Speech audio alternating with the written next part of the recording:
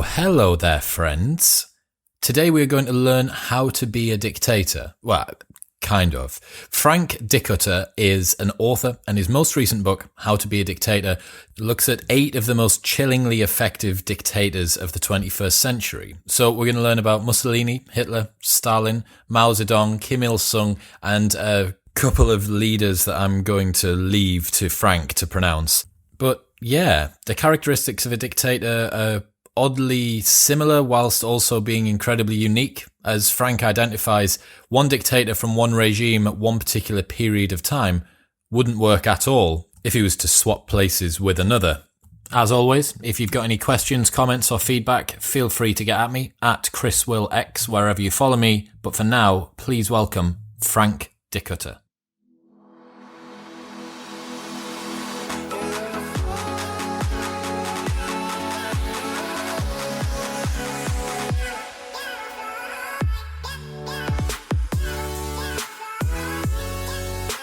I am joined by Frank Dikotter at the beginning of his book tour. Frank, how are you? Welcome to the show. Thank you. Thank you for having me. It's an absolute pleasure to have you on. So today you're going to teach us how to be a dictator, right? That's the title of the book. Not sure I can really help you go all the way. It's not a personal development, self-development how-to book? It is probably more of a history book that will tell you how to spot other potential dictators. Got you. Okay. Well, if there are any budding dictators in the audience, they might be a little disappointed, but for everyone else, those of us, we're going to be fascinated. So tell us why you wrote the book, first off.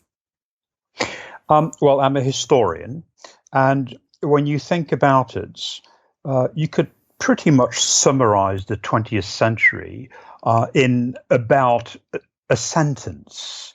There is an attempt on the one hand to separate out powers. In other words, to build up a civil society, to have checks and balances. That's a very difficult thing to do. It's frail, it's fragile, but it's made great progress. And then on the other hand, there's an attempt to concentrate all power. In other words, to make sure that there is an authoritarian regime with one person who makes all the decisions. These are two very contradictory trends. And I spent most of my career really studying countries where attempts have been made to concentrate powers in the hands of a dictator. So that really was what prompted me to write this book. I suppose that when people think back to the 20th century, that will be some of the defining characteristics, right? So what is a dictator in its purest form? Well, this may sound strange, but you have to think of a dictator as developing against a background of democracy. In other words, to put it slightly differently, we live in an age of democracy. In fact, since the French and the American revolutions of the 18th century, we live more or less in an age of democracy. In other words, sovereignty, with the collapse of old regimes in France in particular, power is seen to reside no longer in some sort of heavenly mandate or in the divine rights, but in the people. And people select the leader through a process of elections. Of course, this is a very gradually unfolding age of democracy, but it means that there is a paradox with dictators. They seize power on the one hand, but they must also create the illusion somehow of popular support. And that's where the cult of personality comes in. That's one of the key focuses of the book. A dictator must, on the one hand, use terror, the secret police, military forces, torturers, spies, a Praetorian Guard, concentration camps. But on the other hand, there must also be an attempt to build up what I call a cult of personality. In other words, a dictator must coerce his people into acclaiming him. He must create the illusion that people actually support him. Yeah, you've got to still play the game whilst also not looking like you're playing a different game. Exactly. So this is the great paradox of modern dictators. They all claim to be rather democratic. Or at the very least, they claim to represent the true will of the people. Yes, I understand. And it's then a game of switching that round. How much of this do you think is very well laid out in advance from the position of the dictator, and how much of it is us post hoc rationalizing they ended up being a dictator? Could some of them have begun with the best ideas of holding democracy in mind and then changed when power became easier for them to take and advantages became available? I understand the question. It's a very good one. You have to bear in mind that successful dictators are extremely pragmatic and at heart opportunists. They use whatever comes their way to their own advantage. I'll give you one example. Hitler carries out a coup in 1923 by storming a beer hall in Munich. It doesn't succeed. But then he turns defeat into a victory by turning the courtroom into a propaganda platform with newspapers reporting everything he says, and then uses his time in prison behind bars to write his political autobiography called Mein Kampf. This goes on and on. Whenever something happens that might be seen to go against a dictator, many of them manage to make the very best of it. So they are definitely opportunists who seize particular occasions and turn it to their advantage. But on the other hand, I think it's fair to say that most of them are pretty convinced that this sort of pretty convinced that power must end up in the hands of one person. All of them express contempt for what they see as weak, wishy-washy parliamentary democracy. Hitler says so openly. The communists, of course, talk about democratic centralism. In other words, democracy exercised by a small committee of people on behalf of the entire population. It doesn't sound massively like a democracy, that. No. But of course, again, it's crucial to realize that they must invoke the will of the people. They must try to come up with at least the illusion that coercion is, in effect, consent. How much of the rise of a dictator do you think is the manifestation or the projection of one person's inner personality, their particular makeup that they have, and how much of it do you think is them chasing a dream? I guess the difference between a career and a calling, so to speak. Are some of them doing it because they just want power at all costs, or do you think some of them have got a more meaning, more purpose behind their particular movement? Yes, it's the classic question of power versus ideology. Are they there to seek power and more power, or do they have a particular vision, a particular ideology? That's exactly what I meant, yes. Yes, indeed. Well, it's an old debate, and what I'm trying to show is that all the emphasis that historians have put on ideology. I remember being a student 30 years ago, and it was all about studying the ideology of Marxism, communism, studying Maoism, studying Leninism, Stalinism, you name it. But in the end, what I'm trying to show is that ideology doesn't really matter all that much to a dictator.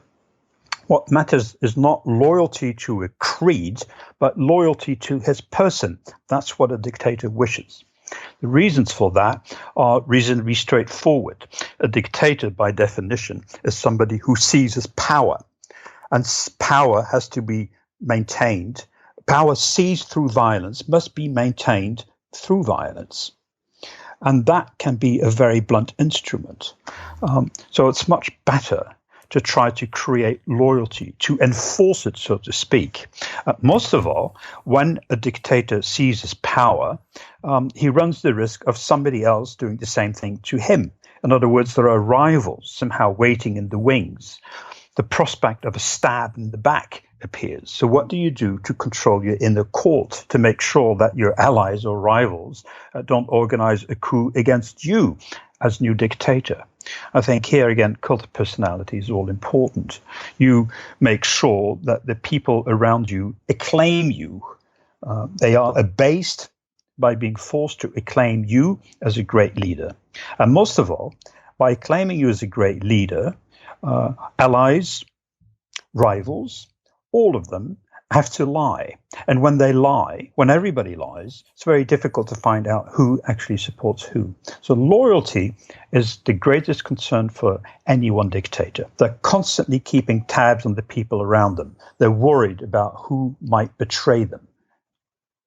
Yeah, there's a Instagram quote going around, which you probably almost definitely won't have seen, but it's talking about boys that cheat on girls, and it says, if he cheats with you, he'll cheat on you. And I think that what that suggests is past behavior is suggestive of future behavior. And if you've taken power and you have managed to have a group of sycophants around you that are supporting you in this power grab, you're totally right. It must be an incredibly anxious and paranoid environment to be in as that one person at the top. If you did it, what's stopping everybody else? Well, that's exactly it. That's precisely the point, is that you want to have people who are loyal, or at least proclaim themselves to be loyal. You're constantly watching your back. So you really, as a dictator, you somehow teeter between hubris on the one hand, having to make all major decisions on your own because you don't trust anyone else, and paranoia on the other, where you see plots around you, where you imagine that there might be enemies when in fact there might be allies, when you purge friends and foes alike, when you are pretty much on your own at the very top, towering far above all the others. This metacognizant way of living, almost having two lives, your own plus the one that you're playing with everybody else, plus keeping in mind all of the interplay, the connections between all of those people and what they genuinely believe and the games they're playing as well.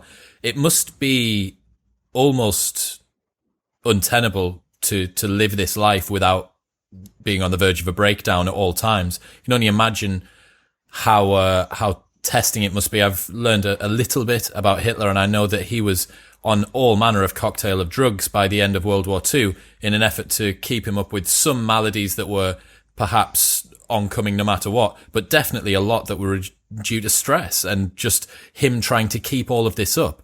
During your research for the book, did you find any dictators who seemed to be designed for the job, so to speak? They were just made to measure for the tasks that they had to do, and they took all of this pressure and worry in their stride? Well, the ones who last tend to be very gifted. We have images in mind of Hitler being a sort of non-person or a grotesque figure. Mm-hmm. But the truth is that he was extremely hardworking, and he was a very good orator, actor, and choreographer. He worked endlessly at building up his party over the many years in the early 1920s. He had a true instinct for power and was suspicious of anyone who wasn't truly loyal. The same could be said of Stalin, an enormous appetite for work, but also great organizational ability. Of course, some went too far. Mussolini spent, by some account, half of his time projecting himself as the omnipotent dictator of Italy, while also running something like half a dozen ministries. He had time, apparently, in the 1930s to even dictate the color for the cover of a women's magazine. So it's a dictatorship that extended all the way down to daily objects, weirdly enough. Wow. That's, it goes hand in hand, I suppose. This level of neuroticism must require the dictator to be very thorough, must make them fearful of relinquishing control and of delegating, but also they have to do that, right? You can't scale this movement without at least letting some people into the inner circle. Yes, but it's best to purge occasionally, which is why it is so very dangerous to be the number two in a dictatorial regime, in particular communist ones, because there's always the suspicion that on the part of number one, that number two wants to take his place. I understand. So in the career of a dictator, where are the major stumbling blocks? Where do they mostly fail? We're talking about how to be a dictator. And if we've got our imaginary dictator in the audience who's listening, what does he need to do first? Well, there is really no magic list. It's on the one hand, these dictators have an awful lot in common, although you will always find an exception to the rule. But on the other hand, they're extremely individual. And you can see why. Conditions vary enormously from a reasonably developed modern country like Germany in the early 1930s to a very impoverished, mainly rural country like Haiti in the 1960s under Papa-Doc or Duvalier. So the conditions vary enormously.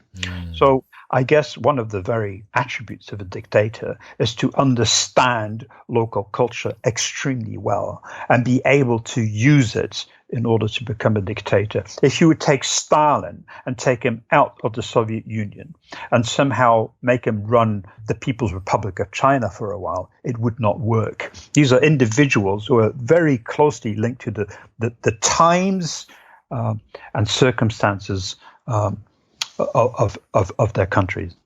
They were made to measure in that way, I suppose. Very much. And they also made themselves to measure. They were not afraid of turning ideology on its head. Take, for instance, Marxist ideology. It says that there will be a world revolution carried out by the workers. But Mao, in 1927, takes off to the countryside and embraces the very peasants that are derided by orthodox Marxism. In other words, he makes villages, the focal point of his revolution, turning it upside down. Kim Il-sung, North Korea, very much the same thing, embraces Marxism, but then after a while comes up with the theory of self-reliance, where people who are self-reliant can somehow achieve the revolution without any regard to the so-called material circumstances, which is, the bedrock of Marxist theory. Mm-hmm. In fact, by 1972, Kim Il-sung in North Korea has virtually written Marxism out of the constitution. To even study Marx or Engels is seen as a sign of lack of loyalty to the leader himself. So, in other words, under Kim Il-sung, one reads Kim Il-sung. Under Mao, you read Mao. Under Stalin, they've transcended what they were before. Quite.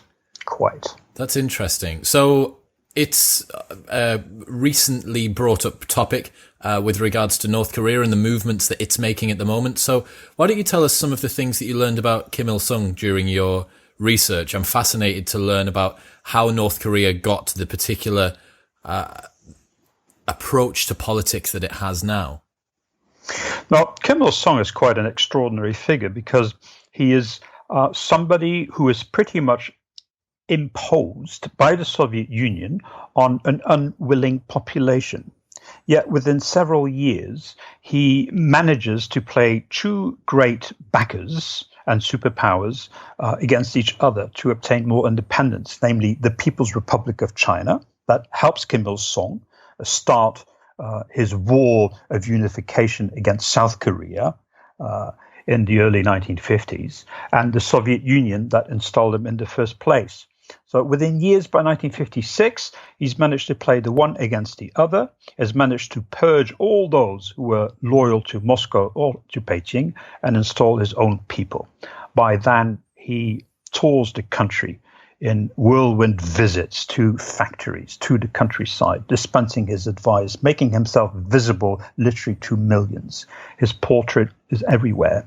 His words are in every newspapers, committed to memory by ordinary people. By the 1960s and 70s, family members, up to a good dozen of them, are in key positions of power. So from there onwards, you can see that this will become a dynasty. When he passes away in the early 1990s, his son takes over and keeps all the attributes of power, namely fear, terror on the one hand, and an extravagant cult of personality on the other. It lasts to this very day. Is it common for dictators to keep it in the family? It doesn't seem that way, but my understanding isn't so much. Certainly with North Korea it does, but has that been a tactic used elsewhere? No, again, it all depends on circumstances. And the dictators who succeed, so to speak, by that I mean they die in their own bed, as opposed to Hitler, or as opposed to Mussolini. Yeah. But the ones who succeed are extremely pragmatic. So if you can't trust anyone, it might be a good idea to have a family member there. But it doesn't always work like that. Mao tried with the nephew, but it backfired rather badly.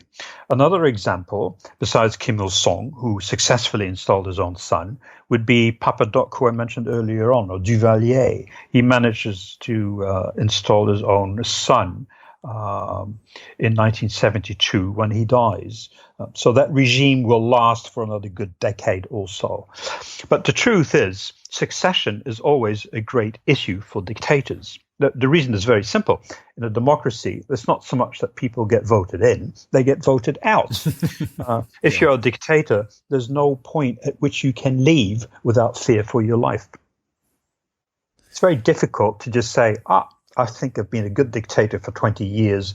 Now, let me get back to my stamp collection and go fishing in the countryside. There's no gentle retirement plan once you've chosen the profession of dictator, is there? Precisely. That is interesting. So I know that we've got some examples from Ethiopia as well. I didn't know the background was so dictatorial. What's the story behind that? Well, again, an empire, Ethiopia, Haile Selassie, and then a famine that very much prompts a popular uprising in 1974. A number of soldiers seize power. One of them, called Mengistu, gradually eliminates all others and becomes dictator. He manages to eliminate all the others because he's extremely hardworking. He's very good at reading other people, and he's more determined and ruthless than all the others. One of the very first victims is General Aman Andom, who was actually the man who took Mengistu under his wing when he was still young. So Mengistu sends soldiers to kill him several years after the 1974 revolution, making sure that the very man who more or less adopted him and became his mentor is eliminated. He does so with others too. That big committee called the Derg, D-E-R-G, means committee in Amharic, was established by about 120 people. By 1976, no more than 60 are left. People are literally carried out from the imperial palace, the grand palace that he occupies, after having been shot with a gun. That is not a very good party. I don't want to go to. No. The emperor himself, Haile Selassie, is deposed, locked up, and allegedly throttled to death. Mengistu has him buried in the grand palace which he occupies underneath his office, and then places his desk right above his corpse, somehow absorbing the charisma of the emperor. Wow. That is that's one way to make sure that he's dead, I suppose. So one of the topics that I know that you covered was to do with parades, and me thinking about dictatorships. You have these images of huge armies and these massive shows of force. Were there some of these that were particularly massive that you looked at? Well, they're all massive. I mean, the whole point of a parade, of course, is to display your military might. Mm-hmm. The world is astonished when, on 20 April 1939, the formal corporal called Adolf Hitler acts like an emperor sitting on a gilded chair on a raised dais, reviewing the mighty war machine he has assembled. But what you have to bear in mind is that it's also meant to be a display by ordinary people of their love for the dictator. So in the case of Haiti, for instance, occasionally people are rounded up with lorries, very much brought to the capital, Port-au-Prince. Roads are locked off. They're not fed. They're not given anything to drink. And then they must parade in front of the presidential palace and cheer their leader, chant the slogans, and put on a happy face. They must quite literally create the illusion of consent. So parades are very much part of that cult of personality, where people are, if you wish, condemned to perpetual enthusiasm. Yeah, again, doesn't sound like a good afternoon to me. I don't want to be in the palace where I get shot. I don't want to be on the parade where I don't get any drink or water. It doesn't sound like a very happy place to be. Have there been many dictatorships where you would have said the population had a good time? Well, this is the great thing about dictators, is that the population always looks very happy. They're there cheering the leader. They're there chanting the slogans. They put on happy faces. And when the dictators die, in the case of Mao in 1976, in the case of Kim Il-sung in 1994, people seem to cry. In Korea, they pound their chests, rip off their clothes, or shake a fist at the sky in feigned rage, but you don't know who believes what. Are they really upset or not? In some cases, people will pretend to cry in public, but once they are back home, they will open a good bottle of wine and celebrate very quietly.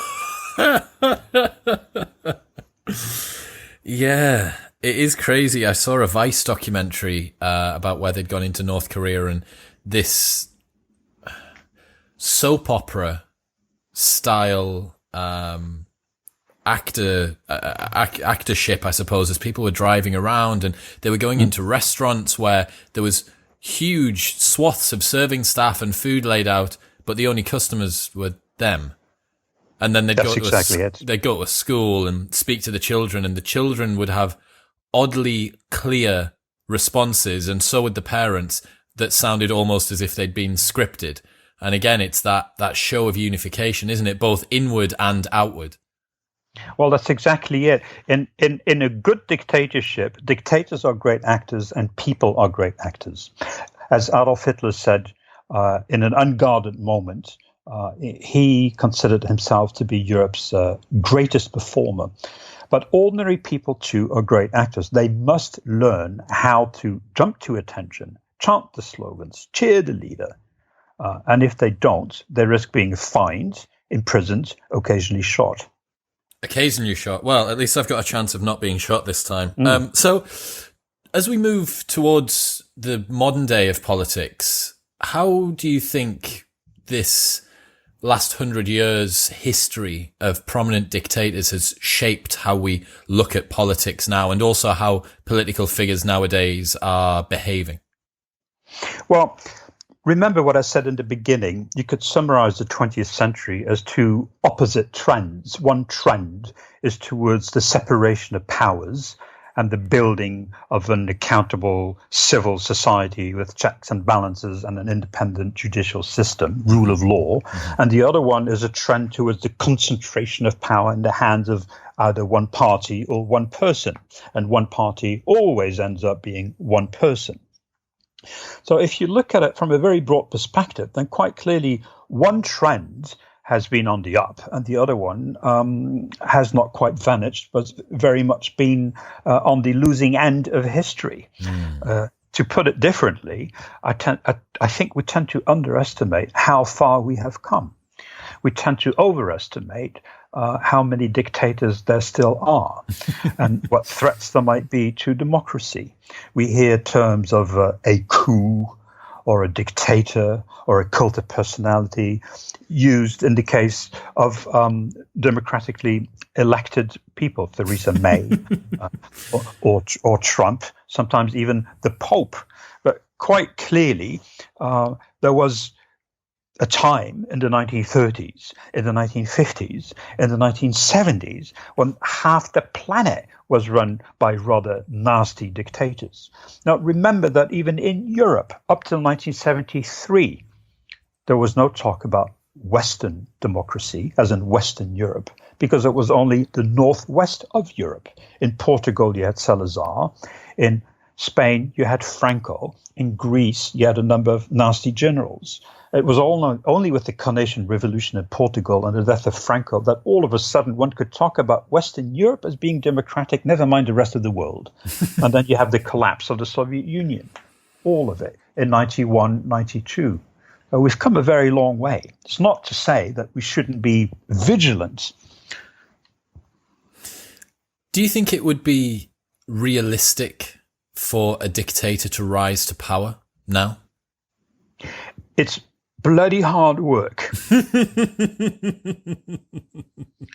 And I would say that as a result of all the dictatorships we've had in the 20th century, it is extremely difficult. Because with every dictator that has been defeated, democracy has been reinforced, has been fortified. That separation of powers has become more entrenched. The separation of power, the checks and balances have become far more sophisticated. So it's difficult. It's not to say that we don't have dictatorships. Clearly, there is one in the People's Republic of China, and clearly there's one in Northern Korea and other countries. But overall, I would think it's pretty much a losing bat. Yeah, you're going to be fighting against the tide a little bit, aren't you? It's Very interesting. much so. Interesting what you say about this cult of personality and these terms that are thrown around, these slurs or labels or sometimes just throwaway lines. People are constantly looking for the new world order. There's the accusations of the Queen being a lizard person or Donald Trump being part of some Masonian lodge that's actually trying, is this people chasing down a narrative which has kind of been and gone a little bit now? Well, it trivializes what happened to hundreds of millions of ordinary people throughout the 20th century. In the People's Republic of China under Mao alone, tens of millions of people were starved, beaten, worked to death. The number of victims under Stalin is also enormous, not to mention Adolf Hitler. So when we use terms like a coup or dictator or cult of personality for people who have been more or less democratically elected in the 21st, I think there's a danger of losing any sense of perspective. That's happening with everything at the moment, though, right? The people are throwing around the word Nazi like it's calling someone tall, like it's just a common word to call someone, or accusing Trump of being a white supremacist. And he said a lot of things that I find pretty terrible to agree with, but there's a big jump between what he said and being a white supremacist. Indeed. If you want to know whether there's a dictatorship or not, I would say travel to the country you're interested in and find out if you can say something negative about the man in charge. Well, I would say there's plenty in the United States that is critical of Trump. Is that the canary in the coal mine? Pretty much. If you don't want to go to the United States, why don't you travel to the People's Republic of China and see if you can say something negative about Xi Jinping? I would say good luck with that one. What do you think would happen? I think you'll be arrested and put away. Wow. That's how quickly they're going to respond? How would they find out? Would it be somebody else, another member of the general public? Yes, you'll be denounced. Try publishing something. Be very difficult. There's no freedom of speech. There's no freedom of publication. What's happening in China at the moment to me just seems so alien given the current makeup of the world in the 21st century? Well, that's one of the points I was trying to make earlier on. It resembles a good old fashioned dictatorship, but they're running out of time. They seem out of place. Yeah, they do, don't they? It's this archaic. But is the pressure ever going to come from within with these modern dictatorships? As I can't think of another name for them. These modern dictatorships. Is the uprising going to come from within, or is it going to be the job of another government to step in and say, "Look, this is no longer allowed"? Well, you never know, but generally it comes from within. All these people who have been such good actors, all of a sudden will drop the pretense and storm your headquarters. This happened in Romania under Ceausescu. You can see how on the 21st of December 1989, he gives his speech from the balcony of the party headquarters. And bit by bit, the people who are supposed to be cheering him start shouting back and booing him. You could see almost the minute where this is obviously televised. You could see almost the minute where the fear breaks down and Ceausescu looks at the crowd, utterly stupefied at what is happening. 3 days later, he's shot. Wow. Yeah, it's interesting to have those two realities existing at the same time. The one that is being dictated and the one which is actually happening. So one of the things that you've kept on mentioning is the charisma of the leaders, the fact that they are often great speakers or orators in the case of Hitler. Obviously, today we are seeing these techniques and these skills highly valued. You've got television debates, you've got social media and always-on communication.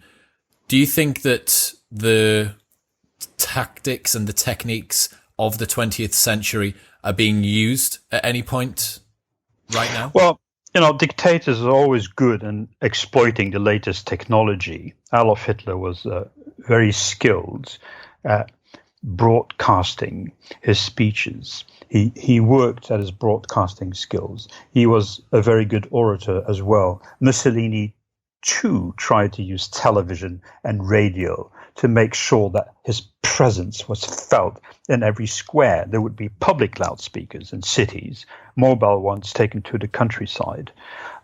So today, of course, the internet is the latest technology. And indeed, certainly North Korea and the People's Republic of China, you can see how it is extremely carefully monitored.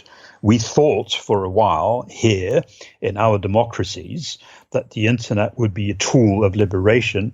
It turns out it's the exact opposite when it's used by a dictatorship. It's very Orwellian, isn't it? Indeed. Yeah, I wonder what it would be like to live in that environment. It's the same to me as saying, imagine what it's like to live on the moon, because it would be so many fundamentals of the way that you operate in society, on your own, interpersonally, at business, at work. I'm a small business owner, and how I would operate at work would be completely changed. If I was in China, I'd probably have a government representative either in my company or constantly checking in. It seems so alien. Well, it is alien. It's a different civilization altogether. It's a clash of civilizations. I would have a party secretary in my history department who decides what kind of research I can do, what I should teach, and who we should invite. There'd be a party member at every level. There would be no freedom of assembly, no freedom of speech, no freedom of religion, except for the religion tolerated by the regime, and no freedom of association either. So it's just an alien regime, which is why you see what is happening in Hong Kong today, a very backwards, almost barbaric regime that simply is incapable of administering a very sophisticated city like Hong Kong. If you cross the border from Hong Kong into the People's Republic of China, it's a different culture. It's a different place. It's a different planet. And we tend to forget, how alien it can be. Is there on pretty much every dictatorship, is there a limited lifespan? It's so volatile and there's so many ways it can go wrong that inevitably it's going to happen? Or could you see a world in which you get this 1984 style authoritarian regime that rises to the top and holds its power? Some of them last for a very long time. The Soviet Union would be one example. But still, just over 70 years. The People's Republic of China will be celebrating its 70 years on the 1st of October next month. They rarely last much longer. So good luck. Frank, today's been absolutely fantastic. I opened my eyes to a lot. Hopefully we haven't inspired any would-be dictators, but I doubt it. We'll have to wait and see. Link to How to Be a Dictator will be in the show notes below. Highly advise that you go and check it out. If anyone wants to read more of your work or find out some more information, where should they head online, Frank? Amazon.co.uk. Fantastic. It's the hub for everything. Do we think Amazon might be a dictatorship? I think it might be. No, I doubt it. Jeff Bezos might be living a double life. You never know. If we get any, if we have any Amazon workers that are listening, feel free to give me a message and let me know if Jeff Bezos is actually a tyrant in waiting. But no, Frank, today's been fantastic. Thank you so much for your time. Thank you.